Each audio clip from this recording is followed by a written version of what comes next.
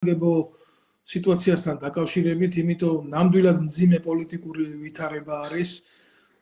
შეიძლება საერთოდ სუვერენიტეტი დაკარგოს ერმა და ძალიან ბევრი ადამიანი ბურუში მიაქანებს ჩვენი ერის მოქალაქეების ცნობიერებას. ზოგი იბრალებს, რომ ზვიად გამსახურდიას გზას მიყვება, სხვათა შორის ისეთი ადამიანები, ვინც ძირს უთხრიდნენ ეროვნულ იდეოლოგიას და ესეთები არიან თინა ხიდაშელები, უსუფაშვილები, ალეკო ელისაშვილები, მერაბ კოსტავაზე ხელის დამრტყმელი ხაზარაძეები და უკვე იქ ფაქტიურად პოლიტიკური მოძრაობები შექმნეს, რომ ხელისუფლება ხელში ჩაიგდონ და რატომღაც მანდავაინც ამ თავიანთი მოძრაობებისთვის ამოარჩიეს ზვიად გამსახურდიას იდეა. დღეს ბატონი პლატონი შემთხვევით არ მომისვევია სტუდიაში, ის იყო ეროვნული ხელისუფლების კონტრდაზვერვის თუ სამხედრო კონტრდაზვერვის უფროსი, არ ვიცი ამას თავად დაგელაპარაკებათ და კომენტარს მოვთხოვ ბატონ პლატონს მიმდინარე პროცესებზე. ბატონო პლატონო, მოგესალმებით კიდევ ერთხელ.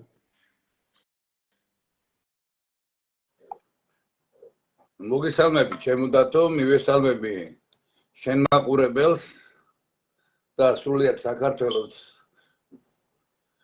ძალიან მართლაც ძიმე სიტუაცია რეალურად საქართველოსთვის, ჩვენი სახელმწიფოებრიობისთვის, ერთ-ერთი ისტორიული ერთ-ერთი ძნელჯამობა არის, რაც 1992 წლის მერე რაც მოხდა ეს სამხედრო კრიმინალური გადატრიალება პუჩი, ვის შემდეგ დღეს საქართველოს სახელმწიფოებრიობა ერთ-ერთი ყველაზე მძიმე მდგომარეობაშია.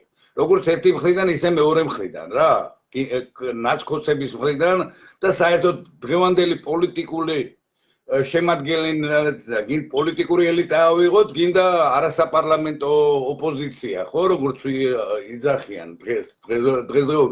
დღეს ყველა რეალურად არის შეკავშირებული სისტემასთან, რა, სისტემა, დანაშაულებრივი სისტემა, რომელიც ჩამოყალიბდა ეროვნული ხელისუფლებისა და ეროვნული სახელმწიფოებრიობის დამხობის შემდეგ და რასაკვირველია, ხო, რეალურად ეს ძალები ვის შენ ახსენებ, ხო, ახლა ანა დოლიძე, ხაზარაძე, ელისტაშვილი და არა მარტო ისინი, ხო, ყველა დღეს თავის თავს ეროვნულ მოძრაობას, ახალ ეროვნული მოძრაობის დაწყებას აპირებენ და ზვიად გამსახურდიან მერაბ კოსტავას ხალხი აღმოჩნდნენ უცებ ქაქუცა ჩოლოყაშვილის, კოტე აფხაზის და გენერალ მაზნიაშვილი და გენერალი კვინიტაძეს. ხო წარმოგიდგენიათ რა მხელა ესე იგი იმ დონეზე არიან ესე იგი სიცრუე აყავთ იმ ხელა მწერვალებს აღწევ დღეს და საზოგადოების შეცდომაში შეყვანა ისედაც 30 წელიწადია ხო სიცრუეშია. ყველა ვინც მოდის, ყველა ატყუებს ჩვენ ქართველ ერს და ყველას უჯერებენ დატომღაც, ხო? მაგრამ აი ესენი ის ადამიანები, ვინც მევახშეები არიან, ვინც ქართული სახელმწიფოებრიობის ტერიტორიული მთლიანობის ნგრევას ხელი შეუწყო, ხო? და რეალურად 33 წელიწადია ქართველი ერის გენოციდი ხდება. ეს საერთაშორისო სამართლით გაერთიანებული ერების ქარტიის, ხო, რეალურად ის 5 პუნქტი არსებობს და 5 პუნქტი 92 წლიდან დღემდე ყველა პუნქტი რეალურად გავლილი აქვს ქართველ ერს, რეალურად რა, გენოციდის, ეთნოწმენდის ქართველი ერისას რეალურად. საერთაშორისო სამართლით სისტემა არის დანაშაულებრივი, გესმით? და როცა სისტემა დანაშაულებრივია, არალეგიტიმური, არასამართლებრივი სახელმწიფოში ვცხოვრობ, საერთოდ ჩვენ, ხო, რეალურად. ეს იგივეა, რომ დღეს რაც არის 2004 წლიდან, როდესაც არაკონსტიტუციური გადაწყვეტილებით ნაციონალურმა მოძრაობამ და მიხეილ სააკაშვილმა საქართველოს რესპუბლიკა გააუქმეს, რომელიც არის სამართალმემკვიდრე, ხო? იდენტური და უწყვეტობა საქართველოს დემოკრატიული რესპუბლიკისა 1918 წლის 26 მაისის დამოუკიდებლობის აქტის საფუძველზე. და ეს გააუქმა და რაღაც წარმონაქმნი საქართველოს შექმნა, ხო? და ჩვენც მივიღეთ. ბატონო პლატონ, თუ შეიძლება მიკროფონი გადავსვი. სამწუხაროდ აი ესე გვიწევს სიმპლექსის რეჟიმში, როგორც სამხედროებს მოქმედება 21 საუკუნეში, იმიტომ რომ იქედან უშიშროების სამსახური ამითია მარტო დაინტერესებული, როგორ მოკლას მართალი ხმა და მიაწოდოს საზოგადოების ფართო მასებს, რომ რამენაირად საზოგადოების ცნობიერება არ იყოს ნათელი და მხოლოდ დამოკიდებული იყოს ამათ პოლიტიკურ ტრიბუნებად ქცეულ ტელევიზიაზე. ბატონო პლატონ, ბევრმა არის ის ჩემი მაყურებლიდან, რომ თქვენ იმყოფებით ამერიკაში. თქვენ უკვე წლებია ცხოვრობთ ამერიკაში და მე ვფიქრობ, რომ ზუსტად მშვენიერი მომენტია თქვენი თვალიდან დანახული საქართველო, როცა თქვენ უშუალოდ ახართ მონაწილე, თქვენ ახართ თანამებრძოლი სვიად გამსახურდიას და თქვენ ახართ მისი ხელისუფლების ერთ-ერთი წარმომადგენელი, რეალური წარმომადგენელი და რაღაცა გამოგონილი ზღაპრებსოყვებიან, ბევრი და იჩემებენ და თქვენთვის უფრო ცხადი არის, რას ნიშნავს დემოკრატია, იმიტომ რომ ჭეშმარიტად ცხოვრობთ იქედან, საიდანაც მსოფლიოს კარნახობენ დემოკრატიას. ეს კიდე განხილვის ძალკე თემაა, მაგრამ ეს ანადოლიძეები, ეს ხიდაშელები, ეს ივანიშვილები, ეს სააკაშვილები, აი თუნდაც ამერიკული მმართველობის სათავეში რო ყოფილიყვნენ 1 საათით, 2 საათით როგორ დაასრულებდნენ ცხოვრებას და ყოფას, ერთი შეკითხვა თქვენთან იქნებოდა ეს და შემდეგ უმთავრესი შეკითხვა მე მინდა დაგისვათ, აი როგორ მოხვდით ამერიკაში და ვინ წარგზავნათ ამერიკაში და შემდეგ შეკითხვებს კიდე პარალელურად დაგისმევთ, რომ ანალიზი და შედარება კონდეს საზოგადოებას. გმადლობთ.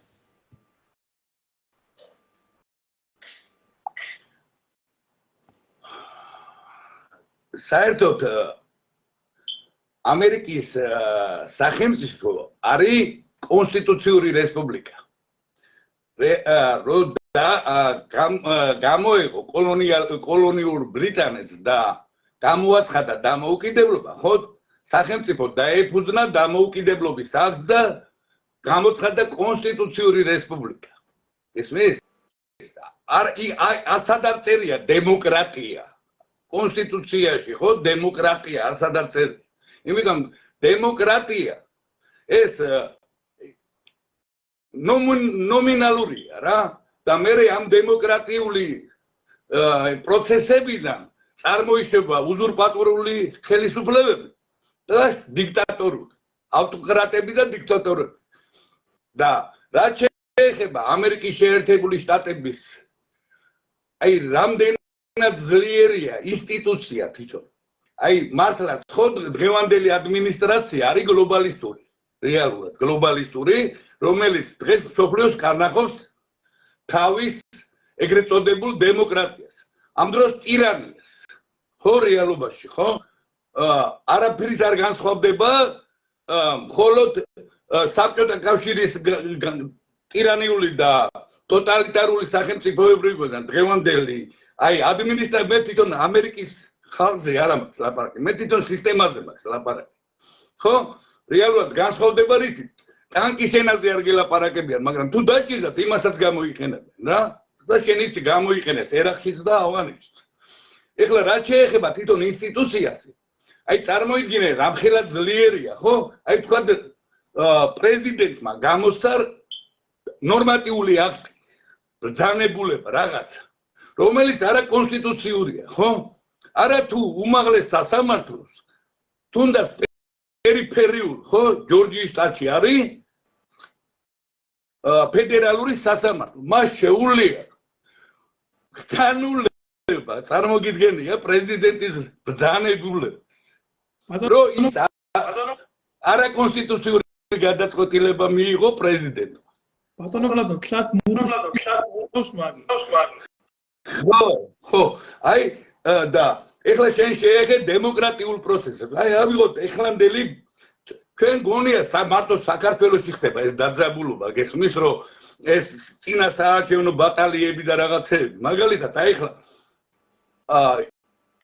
ამერიკის ფედერალური შტატების შტატების რა ქვია იუსტიციის სამინისტრომ და პროკურატურამ ფედერალურმა საარჩევი შეიტანა ვირჯინიის შტატის წინააღმდეგ რატო რომ ვირჯინიის გუბერნატორი რომელიც მემარჯვენეა გასცა ბრძანებულება CSK-ზე ვირჯინიის საარჩევნო იმაზე რომ გამოავლინოს რამდენი არალეგალია დარეგისტრირებული ან ლეგალური, მაგრამ არამოქალაქე ამერიკის შეერთებული შტატებისა, ხო?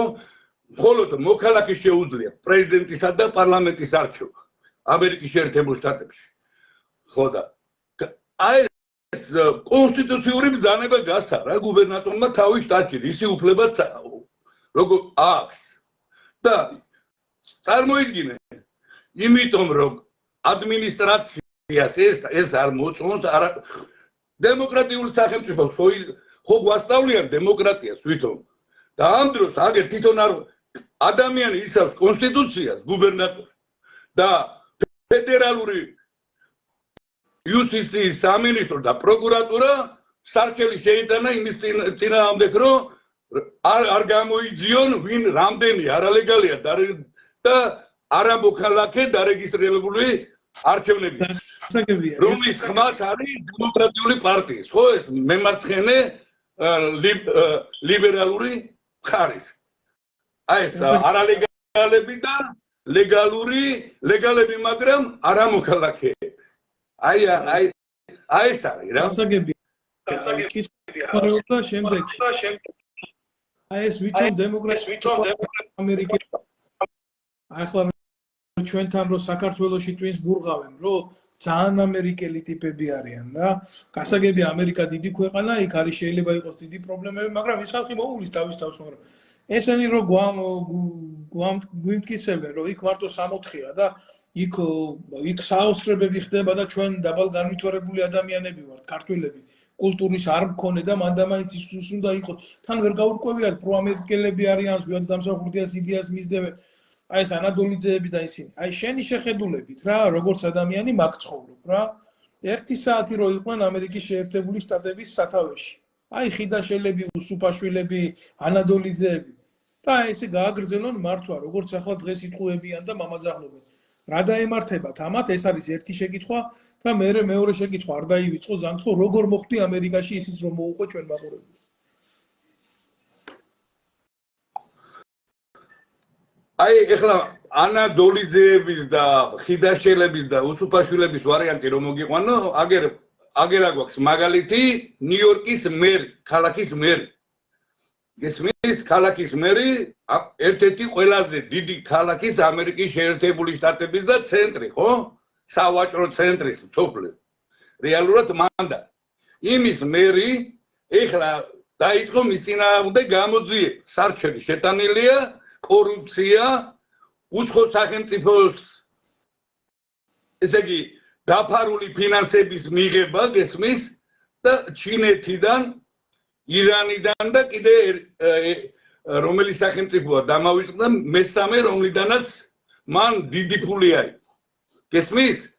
და აქ რა ხდება? ფულს როცა იღებ, შენ ვალდებული ხარ, რომ იმათი რაღაც ინტერესები გაატარო რა. და რეალურად წარმოიდგინე, ადამიანი, რომელიც შესაძლებელი იყო დემოკრატიული პარტიის წარმომადგენელი არის, ხო, ლიბერალური ფრთის, მოიაზრებოდა, რომ შემდეგში მომავალი ქონდა, თან პოლიციელი იყო, გესმის, ნიუ-იორკის პოლიციელი იყო თავის დროზე. ეს მერი და ეხლა აუცილებლად მას დიდი საჯელი აქვს რა. ხო, განსხვავებით საქართველოს მასე აღძრეს და შეიძლება აი ეს განსხვავება არის ამერიკასა და საქართველოს შორის. დანაშაული შეიძლება მოხდეს ყველგან, მაგრამ პასუხს აუცილებლად აგებიებენ ის, ვინც ვაჭრობს საზოგადოების და სახელმწიფოს ინტერესებით და ჩემო მოქალაქეებო, იცოდეთ ეს, როდესაც პირდაპირ ქტენიან ასე პროამერიკულ ინტერესებს, იმას გიმალავენ, რაც სახელმწიფო და რაც საზოგადოებრივი და რაც მნიშვნელოვანია და ტოვებენ იმათ, რაც მხოლოდ მათ ჭირდებათ და მეტი არ. აგერ კაცი, რომელიც ცხოვრობს უკვე და ალბათ გვეტყვის რამდენი წელიწადია იქ ცხოვრობს, ვინ გაგზავნა და ასე შემდეგ, ყველაფერს და იცოდეთ რა, ეს არის ნამდვილი ამერიკა, სადაც ჩაიდენ დანაშაულს და იმის საფასურს აუცილებლად მიიღებ და სასჯელები როგორი აქვთ? ნამეტანი არალიბერალური. შეიძლება არის შტატები, რომელიღაცა სასჯელის გულისთვის დენის სკამზე დაგსვან დღემდე. პლატონ? ხო და კიდე ერთი რამის დამატება მინდა რა, ეს true mass media და ეს NGO-შნიკები და თან თვითონ ეს ჩვენი პოლიტიკოსები რა ეს პროდასავლელები რომ აი გავლენიანი სენატორი გავლენიანი კონგრესმენი და აი მინდა რომ საზოგადოებამ გაიგოს აი გავლენიან საერთოდ ერთიანობაში სენატს აქვს 11% ნახევარი რა ორივე მხრიდან რა დემოკრატების და რესპუბლიკელების კონსერვატორების და ლიბერალური აქვს ერთიანად სენატი და კონგრესს აქვს 11 ნახევარი 13 ნახევარი იმას რა ქვია კონგრესს და სენატს რა 11 ნახევარი აქვს სენატს 13 ნახევარი აქვს კონგრესს წარმოიდგინე ესე იგი რამხელა გავლენიანები უნდა იყვნენ ხო 13 შესაძლებლობაში თუ არა გაქვს გავლენა შენი ერის და შენი ხალხის მხარდაჭერა არ აქვს როგორ არის ის გავლენიანი ხო რეალობაში ხო ეს არის არა სიმართლე სიმართლეს უნდა გაუსწოროთ თვალ თავარი რა არის იცი ჩვენთან აი როგორ ხდება იცი კომუნისტური წყობა დამყარდა და ყველაზე მეტად კომუნისტები ჩვენ ვიყავით ქართველები რა ყველაზე მეტი კამსამოლები ჩვენ ვიყავით ყველაზე მეტი კაკბ-ს აგენტურა ჩვენ ვყავდა 9 მილიონი ხო ყველაზე მეტ წითელ დროშას ჩვენ ვაფრიალებთ ეხლა გალურჯდა ყველაფერი და ეხლა უბრალოდ შეიცვალა რა სიტუაცია თორე იგივე კამსამოლები არიან რა ოღონდ ისა ლურჯი დროშები ევროპული დროშები ხო ამისთვის ხო არ უბრძოლია ეს გამსახურდიას მერაბ კოსტავას 9 აპრილის მოწამეებს რომ ერთი ტოტალიტარული კავშირი დაგვეტოვებინა და შევიდეს მეორე ტოტალიტარულ კავშირში ხო ეს ევროკავშირი კარგია ევროპულ ცალკეულ სახელმწიფოებთან თანამშრომლობა როგორც თანაბარი პარტნიორი მაგრამ შენ რო შედიხარ იქ შენ დამოუკიდებლობა შენ თავისუფლება შენ სუვერენიტეტს კარგავ იმაზე რომ იქ არიან საფრანგეთი იქ გერმანია ხო იტალია და ესპანეთს არ აქვს სუვერენიტეტი ბრიტანეთმა რატო დატოვა ევროკავშირი ხო რეალურად დაკარგული ქონდა რა სუვერენიტეტი და იმიტომ რა და პლატონ ძალიან გთხოვ გაინტერესებს ხო აი ახლა რა შეეხება ჩემ ამერიკის შეერთებულ შტატებში ეხლა შენ მე ვიყავი საქართველოს რესპუბლიკის ეროვნული გვარდიის სამმართველოს კონდაზორის უფროსი მაიორი ეხლანდელი ვიცე პოლკოვნიკის თანამდებობის რომელიც საქართველოს საბაჟოებისა და სასაზღვრო ნაწილების უფროსი ვიყავ და შენ კარგად იცი ახლა მე განათლება არ მქონდა ხო იდეალისტები ვიყავი ჩვენ და ხო ეხლა ღმერთის წყალობით შეხვდა ჩვენი სამმართველოს ეროვნული გვარდიის სამმართველოს უფროსი აი დაზვერვა და კონდაზერვის უფროსი იყო დავით მაისურაძე რომელიც ერთ-ერთი უძლიერესი იყო არა თუ საბჭოთა კავშირში არამედ სოფლიოს დაზვერვა კონდაზერვაში რა ავღანეთში მონაწილე და თვითონ ამერიკის სპეცსამსახურებიდან ნაღიარები და ის იყო ჩვენი გამზდელი რეალურად და ის გვასწავლიდა რა როგორ ანაირად მაგრამ აუცილებელი იყო რომ გაგელო რა სწავლება რა და პრეზიდენტის ბრძანებულება იყო ჩემთან დამირო ამერჩია ან მასალში გამიარა თუ ფედერალურ ამერიკის ფედერალურ ბიუროს სასწავლებელში რა რომ გამეგზელებინა სწავლა ნუ შემდეგ ფინანსთა სამინისტრომ გადარიცხა ამერიკის შეერთებული შტატებში 27 ოქტომბერი იყო ჩამირთეს ვიზა ამერიკის მოსკოვში მაგრამ უკვე საქართველოში რყევები დაწყებულია პუჩი უკვე მიმდინარეობს მაგრამ მიმდინარეობს როგორ იცი ჯერ ქუჩაშია რა და ავტომატის როლა არა თო რეალურად 2 სექტემბერი მე 4 ოქტომბერი გესმის და მე წინააღმდეგი ვიყავი მაგრამ უმაღლესი თავარსარდალი როცა ბრძანებას გასცემდა შენ როცა სამხედრო სამსახურში ხარ ვალდებული ხარ რომ შეასრულო და მაგრამ უნდა დამეტოვებინა ახალწლამდე მაგრამ ეს სიტუაცია რო იყო ვერ და მომიწია იმ ბატალიებში, რაც მოხდა ეგრეთ წოდებული სამოქალაქო ომში, ხო? და აი ეს ქართველი საზოგადოების საყურადღებოდ მინდა რომ განვაცხადო, რომ ეს არ იყო სამოქალაქო ომი. ესეც აგიტაცია, პროპაგანდა ანტიქართული, ხო? რომ ჩვენ ქართველები უვარგისები ვართ, ვერ შევიშნოვეთ თავისუფლება და დამოუკიდებლობა და ერთმანეთს დავხოცეთ. ესე არ იყო. რეალურად იყო ამერიკის შეერთებული შტატების ადმინისტრაციის, ხო? ჯორჯ ჰუვერ ბუშის და ჯეიმს ბეიკერის და ამათი პლანი რეალურად მათი ფინანსური და პოლიტიკური მხარდაჭერა, ხოლო ტექნიკური შემსრულებელი იყო კრემლი. მათი შეიარაღებული ძალა. ეს არ იყო ეხლა კიტოვანის 150 კაცი მოგვიგებდა ომს სიტყვაზე?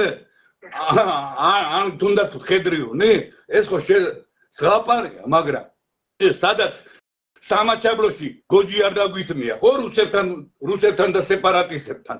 ერთი წლის განმავლობაში რეალური ბრძოლები მიდიოდა. და გოჯი არ დაგვისმია, საერთოდ ჩვენ ვაკონტროლებთ. ერთადერთი იყო ცხინვალი, სადაც შერეული ის მიდიოდა, რა ქვია, პატრულირება. ქართველებისა და ჩვენი შინაგანი ჯარებისა და რუსეთის შინაგანი ჯარების. თორე დანარჩენი 99% იყო მთლიანად ჩვენი კონტროლის ქვეშ. და საერთოდ ყველა საზღვარი კონტროლდებოდა ჩვენი ეროვნული გვარდით. და გოჯი არ გაწმულწევლა არც თურქეთიდან, არც რუსეთიდან, არც აზერბაიჯანიდან და არც ასტომხედიდან. და ეხლა როგორ გონიათ? აკია ბარბაქაძეები და ისინი მოგვიგებდნენ ომს? ხო? თუ შეიძლება ესა მიკროფონი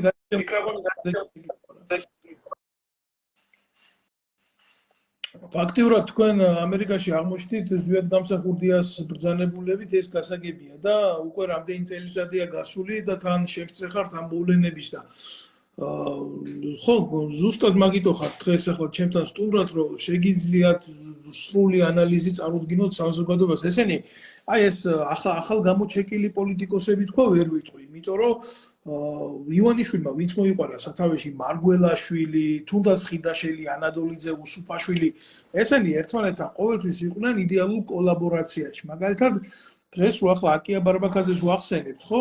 ყველამ კარგად იცის, რომ ეს არის კაცი, რომელიც ხელში ავტომატით ებრძოდა ზვიად გამსახურდიას, ხო? გინდათ ის ნაციონალური მოძრაობის დროს გენერალური შტაბის უფროსად დევი ჭანკოდაძე რო ყავდათ, პირველი იყო, რომელიც დეტრიცანტის ეგრეთ წოდებული დ-30-ის ქვემეხს ესროდა პარლამენტის შენობას და პირდაპირ უმიზნებდა ზვიად გამსახურდიას კაბინეტს. თუნდაც კობა კობალაძე, რომელიც ქართული გენოფონდის ახალგაზრდობის მკვლელი კიტოვანის ძაღლის გამსეირებელი იყო და ბომბორატში არქვეს. და აი თქვენ ესენი ყველა კარგად გახსოვთ რა. ეს შეთქმულთა ერთობა თავისი გოგა ხაინდრავას მეთაურობით.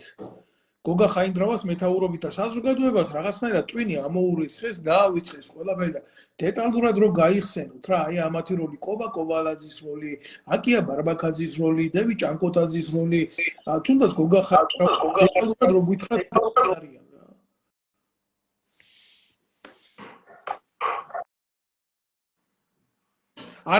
არის მის ხმაგა კათიშვილი. ეხლა ხო აი კარგად მოიყვანე რა შენ მარგველაშვილი ვინც არიან რა ის რა ქვია ბოკერია სააკაშვილი ეს ხო დღეს არიან პროდასტავლელები თორე ესენი ხო კრემლის აგენტურა იყო ხო რომელიც წითელ ინტელიგენციასთან ნეობოლშევიკური კომუნისტური პარტია ხო და ეგრეთ წოდებული ფსევდოეროვნული მოძრაობა ხო კონსერვატორული მოძრაობა რასაც ქვია იყო ეს ეროვნული ხელისუფლების და ეროვნული სახელმწიფოებრიობის წინა აი რამდენად საშინელებაა როდესაც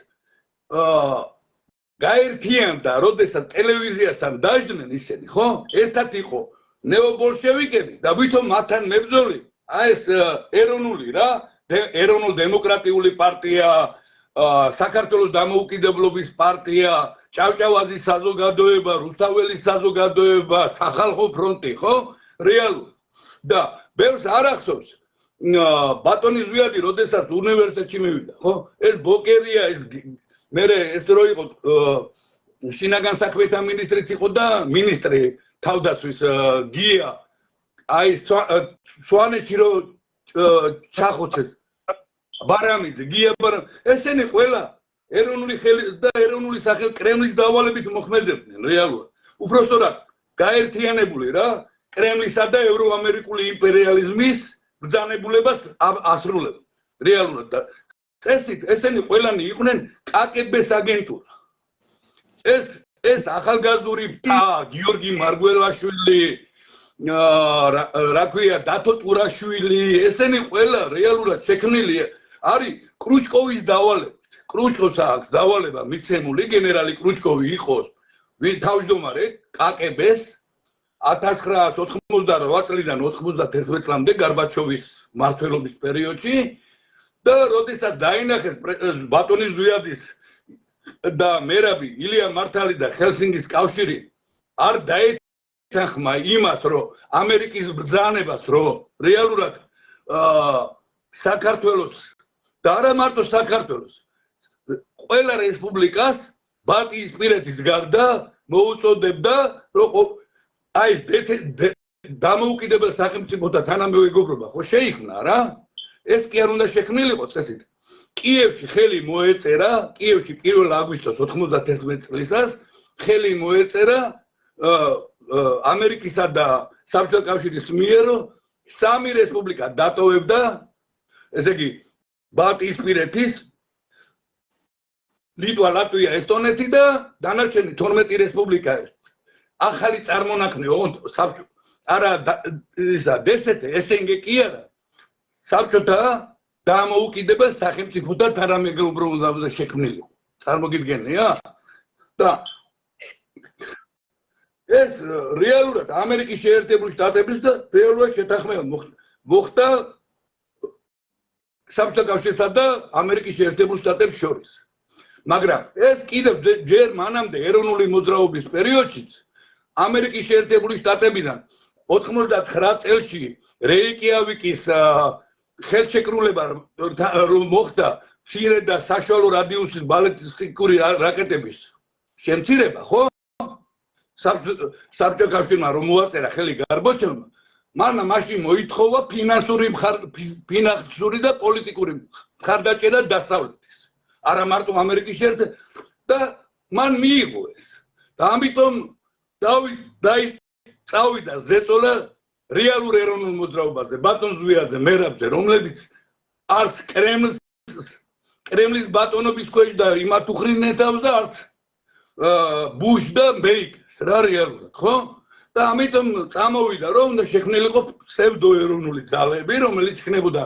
კონსტრუქციული ოპოზიცია გარბაჩოვის პერესტროიკის და აი ამაში იყვნენ მოქცეული დათო ტურაშვილი მარგველაშვილი მოსაყდე როარი შიო მუჯირი ალაიჯარაშვილი გოჩა აბულაძე ეპისკოპოსი სპირიდონი და ესენი რა ყველა რომელიც ჩანერგილები იყვნენ ვეტერანთა დეპარტამენტში ხო და რა შეეხება ეს ეროვნული გვარდიის დაშლას ხო პირველ რიგში საიდან დაიწყო ჩემო აი აკია სიზულული პრეზიდენტ ზვიად გამსახურდიასთან რისგან დაიწყო რა არა პირადულიდან დაიწყო პირადული ამბიციიდან რა ხდებოდა რომ 1991 წლის 31 მარტი არა მარტო რეფერენდუმის დღე არის არამედ პირველი მუნიციპალური არჩევნები ჩატარდა 1991 წლის 31 მარტს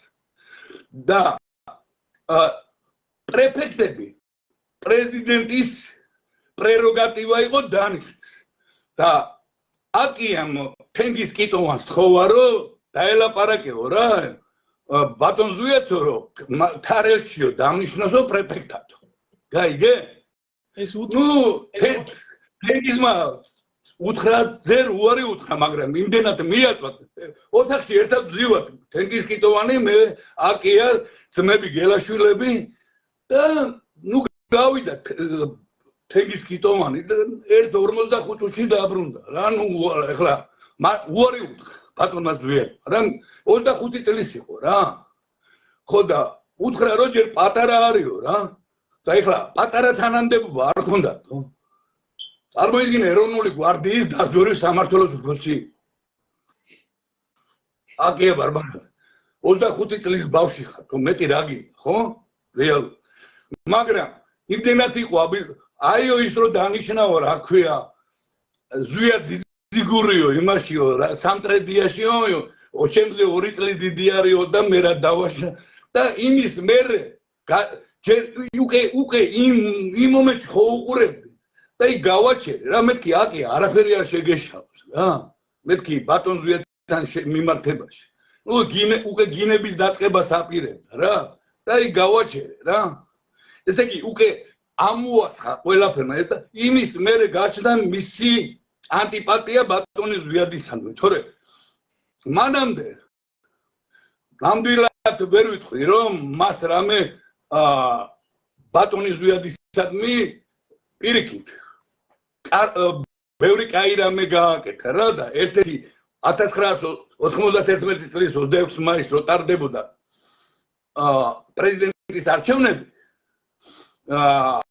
ესეთი თუ გახსოვთ ვალერიან ადვაძე იყო ესეთი რეფორმატორთა პარტიის საპრეზიდენტო კანდიდატი რომელსაც ვითომ მოითხოვა დაცვა მოთხოვა საბჭოთა კავშირს და საბჭოთა კავშირმა გამოაგზავნა გრუს წარმომადგენლები ვითომ რაღაცა შპს ის კორპორაცია იყო დაცვის და ამ დროს 5 მკვლელი გამოგვიგზავნეს რა რომელსაც უნდა ბატონის ზვიადი არჩევნებამდე უნდა მოეკლათ 26 მაისს არჩევნებამდე არჩევნების დღეს უნდა მოეკლათ მაგრამ საბედნიეროდ ჩემი ძმის სამსახურმა პრეზიდენტის საიდუმლო სამსახურმა და მათ შორის გვარდიის დაზვერვის სამმართველომ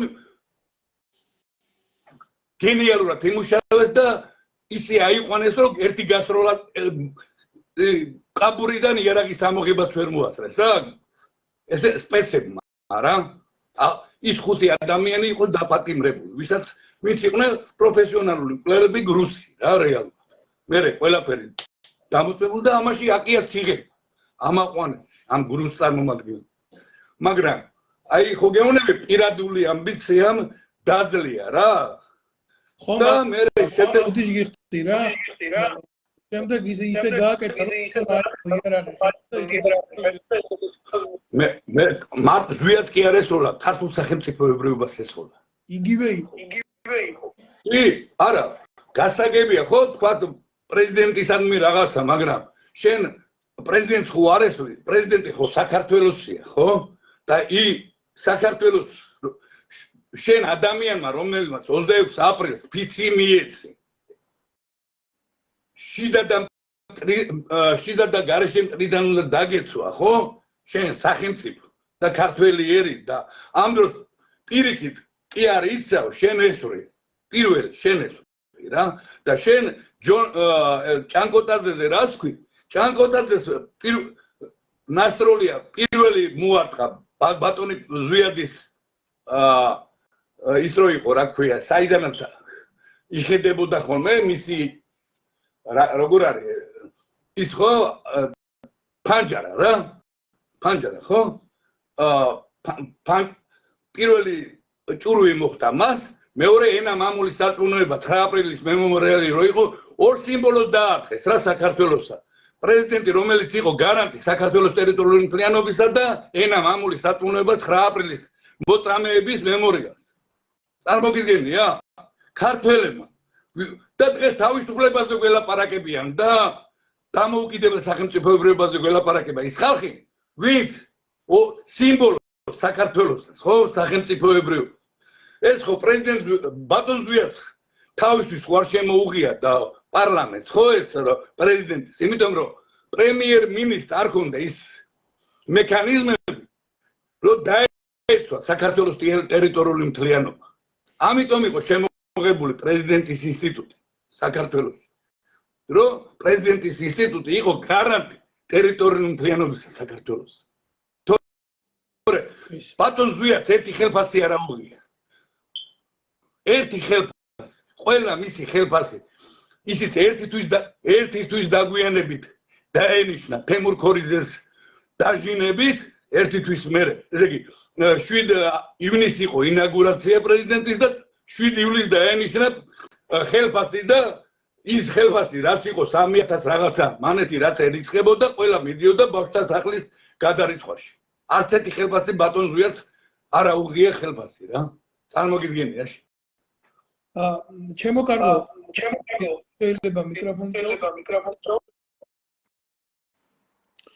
ახლა თუ უსმენენ ამას ყოფილი ეგრეთ წოდებული პრეზიდენტი ის აკია ბარბაკაძე რო ტაკოზე კოცნიდა მარგველაშვილს საინტერესოა რო დაუსვათ მარგველაშვილს ესეთი შეკითხვა სად მიდიოდა მარგველაშვილის ხელფასი ისე ჰიპერბოლური შედარებისთვის ახლა თემა მეორე დღევანდელი პრეზიდენტი თუ უსმენს ამას პრეზიდენტად კარტოფილებში რო დანიშნეს ის სალომე ზურაბიშვილი რომელიც ზუსტად გამსახურდიას კავკასიის სადამ ჰუსეინს უძახოდა თუ უსმენს ნეტავი ამას და სად მიდის მისი ხელფასი ცნობისთვის ის ახლა რაც შეეხება შეკითხვა ძალიან უშუალოდ ბატონო პლატონ თქვენ პირადად იცნობდით გამსახურდიას და როგორი ადამიანი იყო ზუსტად გამსახურდია და როგორი დამოკიდებულება ჰქონდა მას კულტურული ეროვნული რელიკვიებთან მიმართებაში მე მინდა რომ ეს ამბავი თქვენ გკითხოთ იმიტომ თქვენ უშუალოდ მომსწრე ხართ იმ ფაქტის მე ვიცი როცა ქურდობის ფაქტი იყო საქართველოს ეროვნული ეთნოგრაფიული ნივთების და მე მინდა რომ თქვენ პასუხს ყურადღება მიაქციოს ივანიშვილმა რომელიც საყდრისის ამფეთქებელია და წულუკიანმა რომელმაც გელეთის მონასტრის მთავარი დედა ბურჯი ჩამოანგრია იქ მადლობთ ის მისჩემი ხმა არ ვიცი რა პირველ რიგში რა არის მე არ ვიცი ესეთი ბედნიერება ხო ეს ღვთიური არის რა რეალურად რაც მოხდა რომ საქართველოს თანამედროვე ისტორიის კი არა საქართველოს ისტორიის ერთ-ერთ უდიდეს ადამიანთან მომიწია ახლოს ურთიერთობა პრეზიდენტი რომელიც იყო უშუალო რა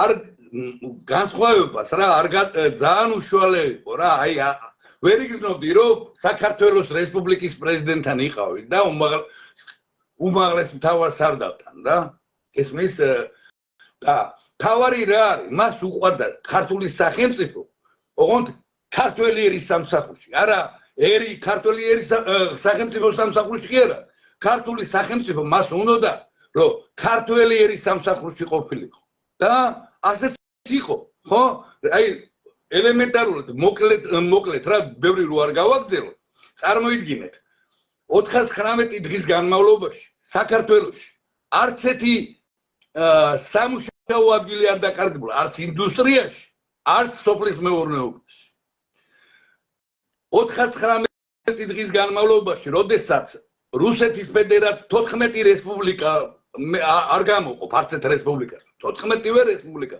და ამის გადამოწმება ძალიან ადვილად შესაძლებელია რომ 3-4 თვის დაგვიანებით მიდიოდა წარმოებებში ქარხნებში ფაბრიკებში მეტალურგებთან ხო გაფიცვები იყო ხოლმე რა გინდა რუსეთში გინდა უკრაინაში გინდა იმაში შახტებიდან რა იმიტომ რომ 4-5 თვის დაგვიანებით მიდიოდა ჩვენთან საქართველოში ერთი დღე არ გვიანდებოდა ხელფასი ყველა და აი ეს ხო წარმოგიდგენია რაზეა ლაპარაკი და როდესაც სიგუამ ჩვენ როცა მოვექცეთ ეკონომიკურ ბლოკადაში საბჭოთა კავშირიდან და პლუს საბოტაჟი ხო ეს წითელი დირექტორატი ცეხავიკები რო იყვნენ და მაფიოზები დღეს ვის ხელშიც არის შაგდებული ეს მილიარდები ხო და კაპიკებად რო გაყიდეს და დააქციეს ჩვენი ქარხანა ფაბრიკები და რეალურად მოსწრეს მეტალურგია ჩვენი მიზან მიმართულად ხო რეალურად მოკლეს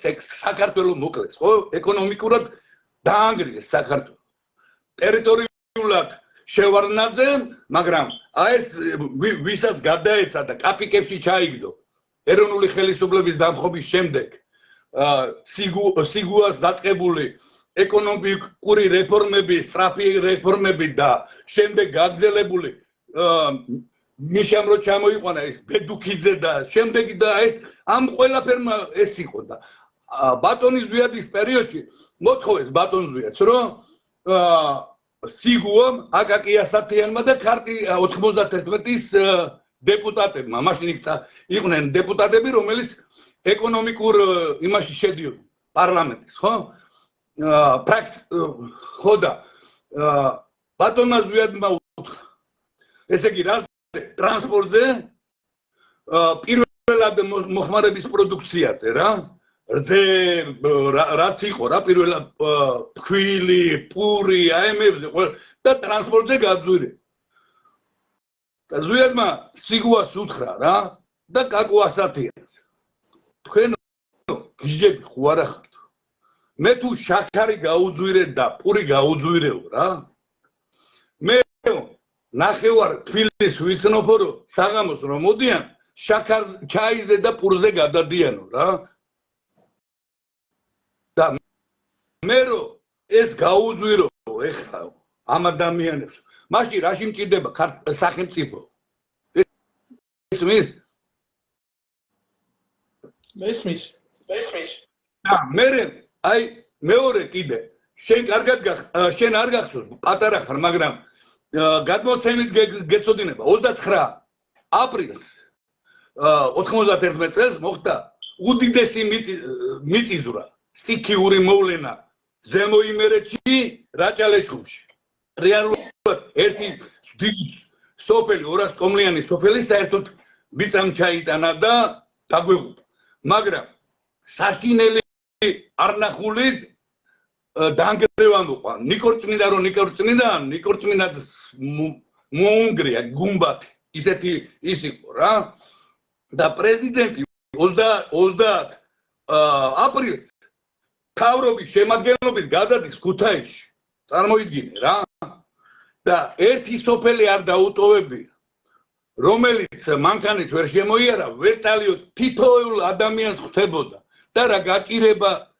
რითი დახმარება შეეძლო და წარმოიდგინე ყველა საერთაშორისო ფინანსური ორგანიზაციების დახმარება იმ მომენტში როცა ქართული სახელმწიფო ეკონომიკურ ბლოკადაშია როგორც საბჭოთა კავშირიდან ისე საერთაშორისო ეგრეთ წოდებული სტრატეგიული პარტნიორებიდან დღეს რო სტრატეგიული პარტნიორები არიან ხო საქართველოს რესპუბლიკა მოახდინა მოახერხა 6 თვეში ზემო იმერეთის რაჭაში და ლეჩხუმში დაზარალებული ადამიანს რომელიც შეკეთებას არ ექვემდებარება დაინგრა და აუშენდა რომელსაც შეკეთება შეუძლებოდა შეუკეთდა და იყვნენ ისეთი ადამიანები რომ ჩვენ არ გვინდა არ შეკეთება არც აშენება და ნაღდი ფული გვინდა შეუფასდათ ნაღდი ისა რა ქვია რაღი და მათი მიწა მათი სახლი და ნაღდი ფულით გადაეცა წარმოიდგინე 6 თვის თავზე ჩემო ძმაო 6 თვის თავზე ესმის პლატონ ჩემო ძმაო სხვადასხვა ძალიან ის საჭირბოლოტო საკითხზე საუბრობ და კარგია ეს ყველაფერი რომ ამოიღებ რუსიდან იმიტომ რომ დღევანდელი მდგომარეობით ისეთ საშინელებებს ჩადიან თუნდაც ტოლვილებთან მიმართებაში თუნდაც იმხელა კორუფცია ტოლვილებისთვის აშენებულ ბინებში თუნდაც სააკაშვილმა რაც იკადრა და პატარა ხუხულები დაუდგა სამაჩოვლიდან დევნილ ადამიანებს სამარცხვინოა რო გადახედავ გეტოს დასახლება გეგონება აი რამხელა სხვაობა სპენელის მიმართავ იყო ეროვნული ლიდერი და იყო ადამიანი რომელიც შენ ხალხს და შენ სახელმწიფოს სხვა ქვეყნების მონობაში და მონობისთვის იმეტებს. ამავდროულად მე კითხვა დაგისვი შენ და შენ შეიძლება გაგექცა თვალთახედვიდან აი ეთნოგრაფიულ სიმდიდრეებთან მიმართებაში. პლატონ აი ის მინდა მომიყვე როგორი დამოკიდებულება ქონდა ზვიად გამსახურდიას. იდენტობაა ეს იგივე ქართული. ნუ მოკლედ ახალი დანიშნულები ვართ რა, როდესაც პრეზიდენტი დაენიშნა, მაშინ უკვე ოფიციალური ბრძანებით დავინიშნეთ საბაჟოებისა და საზღვაო ნაწილების და ჩვენი შემადგენლობა ვინც იყო, ეხლა მე ვიყავი 26 წლის და ჩემზე პატარები იყვნენ რა და ვის ბიზნეს თუ აინტერესებს, ეგერ არის, რა ქვია, ლევან გამყრელიძე, რომელიც 2012 წელს დაინიშნა ეროვნული გვარდიის უფროსად 2012 წელს ის იყო ჩემი თანამებრძოლი და ისიც იღებდა ამაში მონაწილეობას. შეუძლია აკია ბარბახაძესაც შეუძლია ამის ფაქტის დამტკიცება, რომ ეს რეალობაში მოხდა, რომ ესე იგი ჩვენთან მოვიდნენ ებრაელები და შემოგთავაზეს 25 მილიონი მანეთი. მაგრამ არ გვეუნებიან რაში გვთავაზობენ 25 მილიონ მანეთს.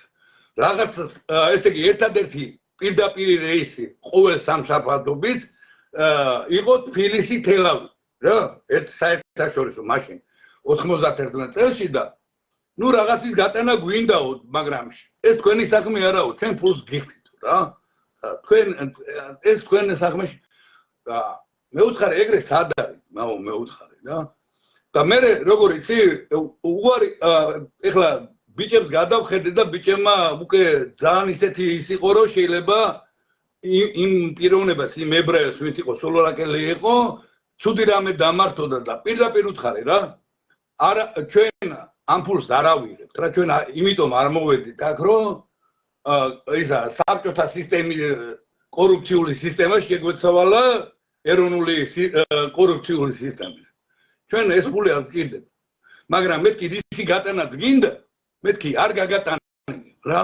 მე ვუთხარ შანსი არ არსებობს. მაინც გავიტანო რა, აიღებთ, არ აიღებთ და მე ზვიად გამსახურდია რამდენი ხანი იქნებაო და დამემუქრა რა შავებით რა.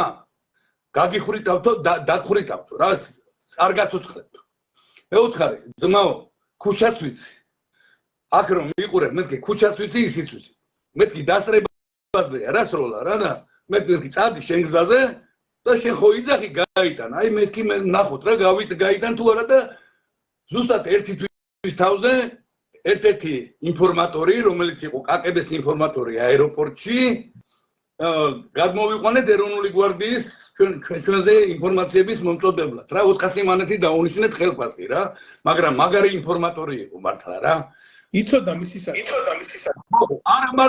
არა მარტო ის თვითონ აი ხო იცი სამოქალაქო ავიაცია ვერ ხედავს რა, როცა საბჭოთა ამიერკავკასიის სამხედრო თვითმფრინავები რომ შემოდის ზონაში, მარტო წერტილათაც ჩანს და ის ყველაფერს კითხულობდა, გესმის?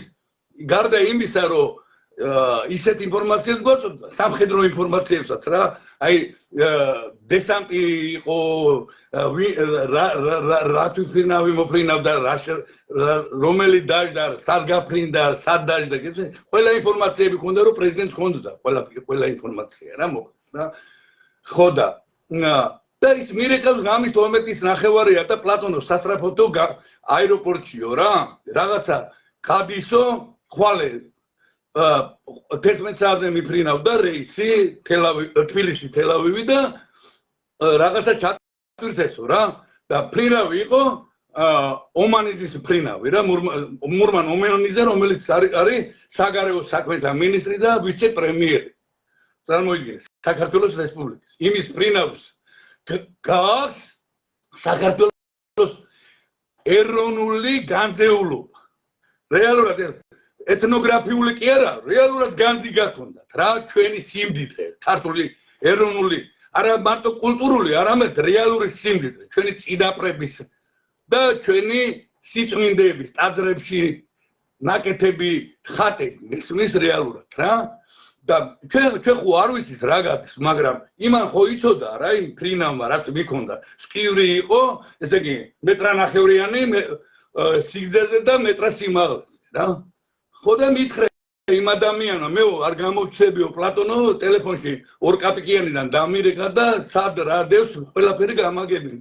და ნუ ნახევარ საათში ღამის პირველ საათზე უკვე იმაში ვიყავი, რა ქვია, აეროპორტში ბიჭებთან ერთად და აი ავდივართ რა იმაში რა ტრაპზე რა და კაკები გადაგვეღობა წინ ეგრეთ წოდებული ეროვნული უშიშროება მაშინ უკვე ეროვნული უშიშროება იყო ხო და არ მიშვებენ რა შიგნით რა ნუ მე ამოუღე რა ის საბუთი რაც მქონდა პრეზიდენტის ხელის მოწერით და ის რომ დაინახეს გაიწინა ახლა იქ ისეთი რაღაცა ეწერა რომ იმას წინ ვერ აღუდგებოდნენ და პრეზიდენტის ხელის მოწერით და თან ვიცოდი რა სად რა დევს და რისთვის შევდივარ რა არაფერი არ მჭირდება რა ამოვიღეთ და გავხსენეთ და ეხლა მე 26 წლის დავარ ესენი 20-22 წლის ბიჭებია და უყურებთ ხატები ხამარ-ხანჯლები ისა კაი ნაკსოვი ხალიჩები მაგრამ ვერ ყვევით ნამდვილად ვერ ყვევით და ავიღე ეგრევე სამთავრობო ტელეფონი იმაში რა ქვია სამთავრობო ბინიდან და დავრეკე პრეზიდენტის კანცელარიაში რა და ცხონებულმა მაისურაძე მაიღო ლალიმ და პრეზიდენტის ერთ-ერთი თანამებრძოლი და უსაყვარლესი ადამიანი რომელიც ხედრიონელმა დახურიტეს ტყიბულის გზაზე როცა ბრუნდებოდა სამეგრელო და ცხონებული აი პრეზიდენტის მართლა გული და სული იყო რა გოგო იყო არაფრის რო არ ეშინოდა ხო და ლალიმს ვეუბნები რომ ლალე მეთქი პრეზიდენტი მინდა მეთქი რა და ეხლა 20 წუთის უკან გავიდაო ბატონი ზვიადი კოშკში წავიდაო და რა გინდაო და მეთქი არ ვიცი აი ესეთი რაღაცა არის და რა ვქნა კოშკში მიუტანო თუ მეთქი პრეზიდენტის რეზიდენციაში მოვა რა ეგრეთ წოდებულ რეზიდენციაში თორე პარლამენტის შენობაში რა დღევანდელ პარლამენტის შენობაში და გადაურეკა იმაზე პირდაპირ მანქანაში ჰქონდა ბატონ ზვიაძის ტელეფონი და ჯერ კიდე არც იყო რა გალის ქუჩაზე ასული კოშკში თავის კოშკში და პლატონი რეკავსო ესეთი ამბავიო და რაკნას კოშკში ამოგიტანო თუ თქვენ მობრუნდებით ბატონ ზვიაძე და მე მობრუნდებიო და მომასწრო რა მოსვლა რა ბატონმა ზვიადმა ეხლა ის მერსედესით იყო მე ვილისით ვიყავი აეროპორტის ვილისის ხო ის და ის ნათხოვარი მქონდა და იმით ავედით ბოლო და შევიტანეთ რა და რო გახსნა თვალს არ დაუჯერ ვიყურებს ჩვენ უყურებს ამას და აუცნებლიან და რა 20 სიხარულის ხრემლები რა და თითეული ექსპონატი ეფერება და თითეული ექსპონანტი გვიხსნის ისტორიას, აი სად არის გაკეთებული, როგორ არის ვის მიერ არის გაკეთებული, რომელი მხარეში არის გაკეთებული, რომელი ტაძარში, რომელი ეს მიშენ რამდენად და მე რეალურად ეთნოგრაფები როცა დაიბარა და მოვიდნენ 99% ეთნოგრაფების და ბატონი ზვიადის აი ხო იყო ერთ-ერთი და ემთხვა, მაგრამ აქ ის კი არ იყო რომ მან ეს ყველაფერი იცოდა როგორ ეფერებოდა ამ ყველაფერს რა დათო შე რო გენახა აი არ ის იმ ადამიანის სიყვარული როგორ შეიძლება განა იმიტომ რომ ის ზვიად გამსახურდა მის მაგივრად რომ პეტრე ყოფილიყო ხო პეტრე მეყვარებოდა ვისაც ესე ეყურებოდა ჩვენი სამშობლო და ვის შემაყვარა რეალურად ქართული სახელმწიფო და ერის მსახურება ხო ამაზე დიდი სიმდიდრე ხო არაფერი არ არის ხო შემელო ის 25 მილიონი ამეყო ხო და გამეტარებიდა რა რაიდო რა ჩემი საქმე იყო ხო ან მაგალითად ათობზე არ ვიტყვი მაგრამ ათობით მილიონი კონტრაბანდა გვაქვს კონტრაბანდიდან ჩამორთმეული ეროვნულ ხაზინაში შეტანილი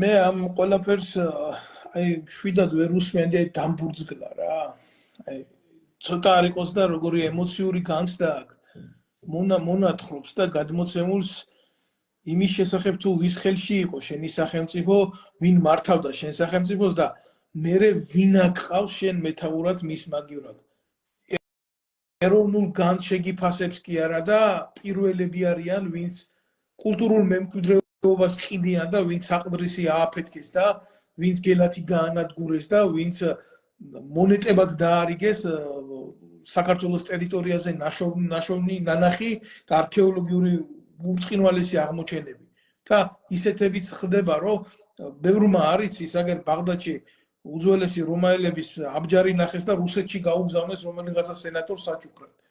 გული მერევა ბატონო პლატონ მე ამალს და მეზიზღებიან ესენი და გული მტკივა რომ ჩემი სამშობლო ამათ ხელშია. ესენი ყიდიან არა მარტო ქვეყნის დღევანდელ მომავალს, ესენი ყიდიან ქვეყნის ისტორიას და ნათქვამი როა ვინცო წარსულსო თოფს ესვრისო წარსულ ისტორიას ზარბაზანს დაუკუხებს აქაო და მთელი უბედურება რა არის იცი ამათ ღალატს ეწირება ჩვენი შვილები და ჩვენ დიდიერი ვართ ძლიერიერი ვართ ღვთის მიერ გარკვეულწილად კურთხეული ერი ვარ და არ გვაქვს ჩვენ ისეთი ხვედრი რომ პუტჩისტებმა ჩვენი სახელმწიფოებრიობა გაფანტონ და გაანიავონ აი მე მოგიწოდებთ თითოეულ თქვენ და ჩვენ ძალიან დიდი ხანია ახლა ლაივ ეთერში ვიმყოფებით და ბევრი ამბობს რომ შენ დრო არა გაქვს მაგის მეტი საქმე არა გაქვს ეთყობა უმუშევარი ხარ და დრო ბევრი გაქვს მე უყურებ უშიშროების ნარატივებს აი რა მინდა იცი მივმართო უშიშროების სამსახურს თქვენ ხომ მოისმენთ ბატონმა პლატონმა რა თქმა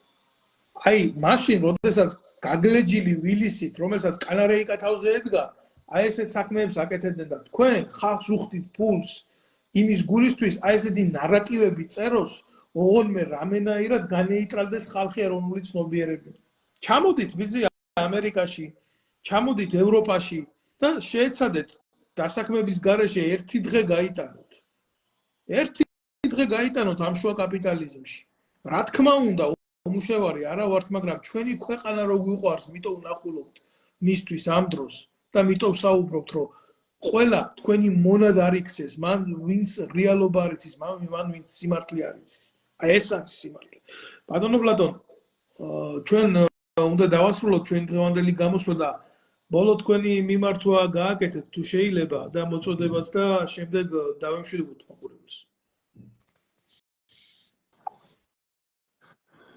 პირველი რაც მინდა მიმართო თავარი რაც არის დღეს ჩვენთვის უმთავრესი რომ ეს ორი რაც არის დაგეგმილი რეალურად რა არჩევნების მერე ეს გაყალბდება ეს არჩევნები რასაკვირველია და საერთოდ ეს არჩევნები არა კი არა ეს არჩევნები კი არა 1992 წლის 6 იანვრიდან ყველა არჩევნები არის არალეგიტიმური და არაკანონიერი მაგრამ ეს არჩევნები აუცილებლად გაყალბდება და სპექტაკლი აუცილებლად წინასწარ იციან რეალურად რო ავიღოთ რა ვინ რომელი პარტია რამდენ პროცენტს აიღებს და ვის რახმები პარლამენტში ვის რა შედეგით იქნება დაждდება რა ეს ხდება დიდი ხანია რა უბრალოდ თამაშობანებია რა ეს ეგრეთ წოდებული ვარდების რევოლუცია ვითომ რო იყო და მერე ვითომ და შევარნაძე დემოკრატიული პროცესების ჩანაცვლდა მერე ვითომ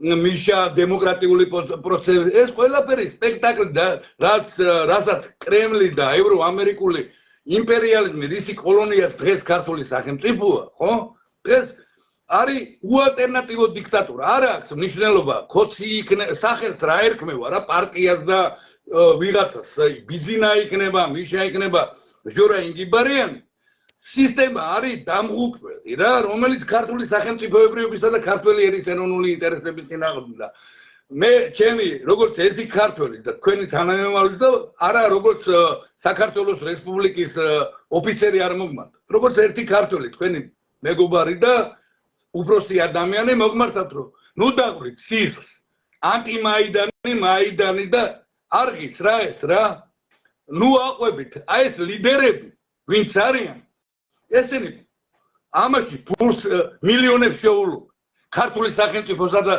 ქართველი ერის ეროვნული ინტერესების გაყიდვაში ეს იქნება რა ქვია გაერთიანებული ოპოზიცია ნაციონალური მოძრაობა ქართული ოცნება თუ კონსერვატორული მოძრაობა ყველა შეულობს ფულს მე ლიდერშიპს თორე თქვენ რისთვის იფთვით რომ არა ევრაზიის კავშირი ჯობია თუ ევროკავშირი ჯობია ამის გულისხმით უნდა მოკლათ ქართველებმა და დაუღვაროთ სისხლი ერთმანეთ ის არ გვეყო ის რაც დაიღვარა სისხლი 1900 ხო გვაქვს მაგალითი 1991-92 წლები თქვენ კაი ადამიანი შვილები როგორ შეიძლება ლურჯი დროშა იქნება თუ წითელი ლურჯი და თეთრი რა მნიშვნელობა ხო ფერი ქართული არ არის ეს ეროვნული არ არის ეროვნული სახელმწიფოებრიობი რეალურად თქვენ საიცახვალთ ევროკავშირში თუ ევრაზიის კავშირისკენ არც ერთი არ არის განვითარების გზა ქართული სახელმწიფოებრიობის. იმიტომ რომ ევროპა, ამერიკა და არც კრემლი არ დახარჯავს იმაში ფულს, რომ ქართული სახელმწიფო იყოს განვითარებული და ქართველი ერი ფეხზე წამომდგა. ესეთი ისტორია გამისახელეთ ერთი სახელმწიფო, რომელიც განვითარდა 7 წლეულია, ხო? რეალურად. თუნდაც მეორე მსოფლიო ომის მერე დამისახელეთ. გინდა სამხრეთ აფრიკა, გინდა აფრიკული სახელმწიფოები, გინდა ცენტრალური ამერიკის, ლათინური, სამხრეთ ამერიკის, აღმოსავლეთ ევროპა, ხო გვაქვს კაცო, ყველაფერი მაგალითი აგერა გვაქვს. ევროპა არის აღმოსავლეთ ევროპა, ხო? რეალურად 20 წელი არის ევროკავშირის წევრი სახელმწიფოები. რატო ვერ მოხდა 20 წელიწადში თქვენ კაი ადამიანი შვილებო, გათანაბრება, ხო? ახლოს მისვლა ეხლა პენსიები და ხელფასები საფრანგეთის და გერმანიის და პოლონეთის და ჩეხეთის ერთი და იგივეა, ხო არ არის არა ერთი და იგივე. 20 წელიწადში რით ვერ მოხდა? რატო ვერ მოხდა ის ეკონომიკური გარღვევები, რასაც აი ეს გთავაზობენ ეს ვაშაზე, ჭიჭე ვაშაზე და ისენი რომ ახალი ტექნოლოგიები არ ვერ მოხდება ინდუსტრიას. ესენი არ აგიშენებენ, იმიტომ რომ თავიანთი სახელმწიფოდან ჩინეთში გაიტანოს ინდუსტრია. 70% სოფლიო ეკონომიკის, საბაზრო ეკონომიკის, როგორც მსუბუქი მრეწველობის, ისე მრეწველობის იწარმოება ჩინეთში, თო? თვითონ ევროპული სახელმწიფოები დაანგრიეს. იტალია, ესპანეთი აიღო, ხო? 1990 წლამდე აიგეთ ევროპა, დასავლეთ ევროპა და დღეს შეადარეთ რა. იმდროინდელი ეკონომიკური განვითარება, ინდუსტრიული და ეხლანდელი, ხო? ეხლა მომხმარებელია ევროპა რეალურად. ამერიკის შეერთებული შტატები არის უმეტესად არის მომხმარებელი. არა წარმოებელი.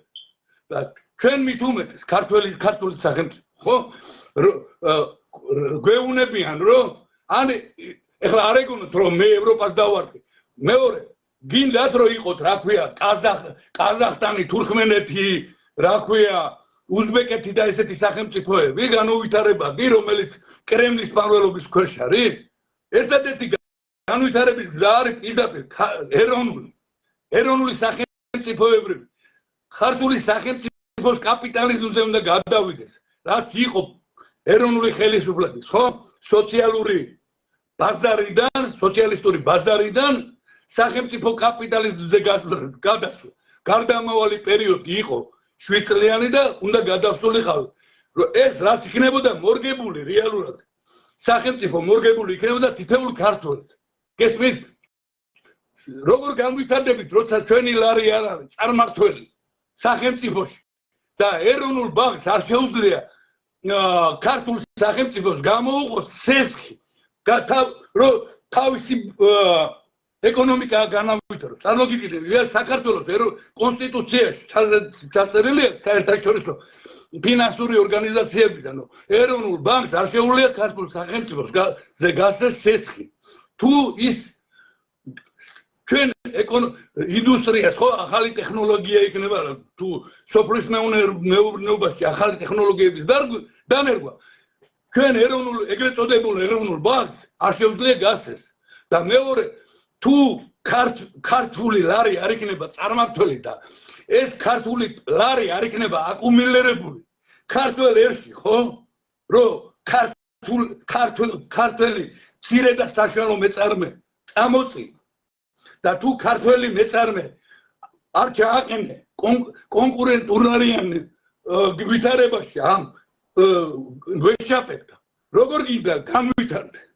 ხო? რეალ ლოგიკურად ვილაპარაკო. ვერ განვითარდები, შანსი არ არსებობს. მართალია. და როცა ერი ღარიბი მაშინ ხდება ეს დარღვევები, მიწების გასხვისებები, გაყიდვები, ხო? რეალურად. უცხო ტომელებს. ბატონ, თუნდაც რომ კანონითაც რო აღდგა, ჩემო დათო, შენ გონია რა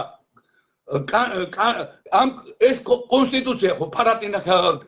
აი 1991 წლის კონსტიტუცია გარდამავალი რატო იყო? იმას ყველა მექანიზმი ქონდა, როგორც ტერიტორიული მთლიანობის დაცვის საერთაშორისო სამართლის ჩარჩოებით და მერე რაც თავარია მიწა წყალი ყველა ბუნებრივი რესურსები და წიაღისეული ქართველი ერის საკუთრება იყო და ქართული სახელმწიფო. როდესაც ფრანგი ბიზნესმენები ჩამოვიდნენ ზვიად გამსახურდიასთან და ფოთისა და გურიის ჭაობები მოითხოვეს, რომ იჯარაზე აეღოთ, ესმის ბაყაყების მოშენება უნდათ და თხოვეს პრეზიდენტს. მე ქართველმა ერმაო ვაჭრად კი არ ამირჩიო. მე იმისთვის რომ დადგება დრო ეს ჭაობიცო, ეს სალიკლდეების და ეს ქართველი ერი როცა წამოდგებაო, ისინი მიუჩენენ ადგილს იმ ჭაობსაც, იმას და იმ ყველაფერს. ეს ქართველი ერის საკუთრება არის. ეს მე პრეზიდენტად იმიტომ არ დაამნიშნებსო, რომ შენ ბიზნესმენი ხარ და ეხლა რაღაცა ფულს რაღაცა იმას ჩადებ, ვითომ ხო, როგორც დღეს შემოდიან ეგრეთ წოდებული ისინი ინვესტორები, ხო? რეალურად ყველა ინვესტორი შემოდის გინახი ინვესტორის გადახდელი საგადასახადო ქართული სახელმწიფოსთვის. ყველაფერი ჩვენი გააქვთ, შემოდიან, იმიტომ რომ წაი. ამას ეროვნული ხელისუფლება კონსტიტუცია არ აძლევდა ამის უფლებას. და კონსტიტუციას ვიცავდით ჩვენ. არ ვაძლევდით საშუალებას, რომ როგორ არ იყვნენ ჩვენთან კორუმპირებული. გინდა შინაგან საქმეთა მინისტრი და გინდა ის და ბევრი იყვნენ და მაგრამ არაფერს არ უთმობდით რა. იმიტომ ჩვენ მყავდა პრეზიდენტი, რომელიც გვაძლევდა იმის უფლებას, რომ ვერც შინაგან საქმეთა მინისტრი გაბედავდა, ვერავინ გაბედავდა ქართველი ერის საკუთრების გაყიდვას, გესმით? თუმცა რატომ აკეთებდნენ და ბოდი გამიგზელდა რა. არა, როგორ ვიკადრებ? ძალიან დიდი მადლობა. და აი დავამთავრო, რომ ნუ დავრით რა სისხლს რა ერთმანეთის, ნურც ევროკავშირისთვის კონსოლიდაცია მოახდინეთ და ქართველი ერი დაბრუნდეს ძალაუფლებაში. როგორც არის საქართველოს რესპუბლიკის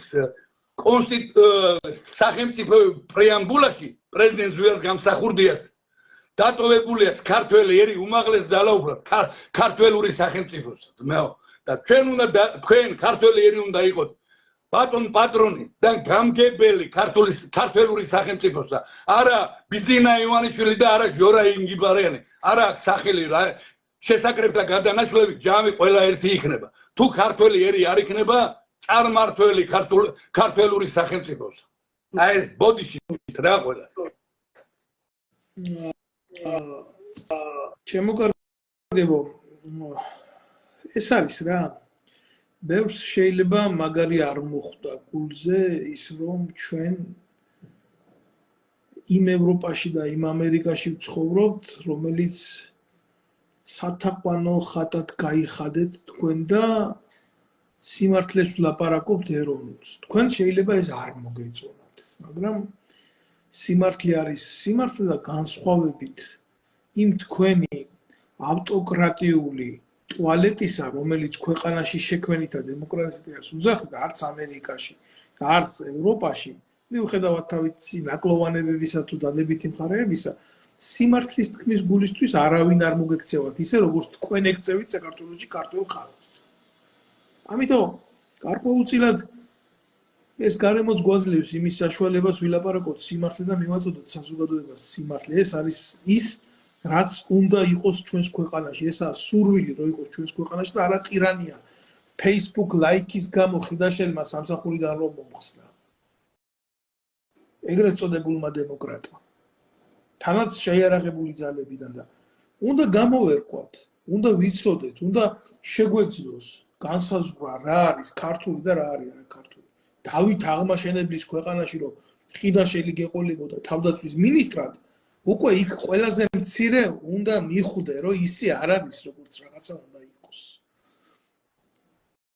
ბოლოს ბატონმა პლატონმა ყველას გითხრათ, რომ ეს არჩევნები, ეს დადგმული ილუზია, ეს ყველაფერი სიაფანტობა და ნუ დავრით სისხლს. ჩემი თხოვნაც იქნება, რომ სისხლს ქართველისას, ქართველი ნუ დავრით. ამას გეუბნებათ ადამიანი, რომელიც მომსწრია სამოქალაქო ომის, რომელიც მომსწრია სხვადასხვა რეგიონალური დაპირისპირებების და აქ დიდი გამოცდილება. დაუჯერეთ მას და ნუ გახდებით. ნურც ბიძინა ივანიშვილისტი, ნურც სააკაშვილისტი, ნურც ნურავისტი, გახდით თქვენი სამშობლოს ერთგული და გამოდით მისი ინტერესებიდან. შეიძლება რთულია ეს ვიღაცისთვის აღსაქმელად, იმიტომ რომ სახელმწიფოებრივი აზროვნება არ იყო, იმიტომ რომ არ გასწავლიდნენ ამას, იმიტომ რომ ამითი თქვენ არ იკვებებოდით. ის ახალგაზრდა თაობა. შეიძლება თქვენთვის მარტივია დღეს ხელის გაქნევა, იმიტომ რომ სისხლი გერჩის, მაგრამ შენ თუ ამას მოусვენ, ხო? და შენ თუ ჩამოყალიბებული ადამიანი ხარ, მინიმუმ შეეცადე სწორი პარალელები გააკეთო. გმადლობთ თქვენ, გმადლობთ ბატონო პლატონ და გისურვებთ ყოველივე კარგს, ჩვენ კიდევ გვექნება ლაივ ეთერი და კიდევ ჩავერთვებით ამ გენის გულის გასახეთქად. ხელისუფლებასა და ოპოზიციას გულისხმობ. გაიხარეთ.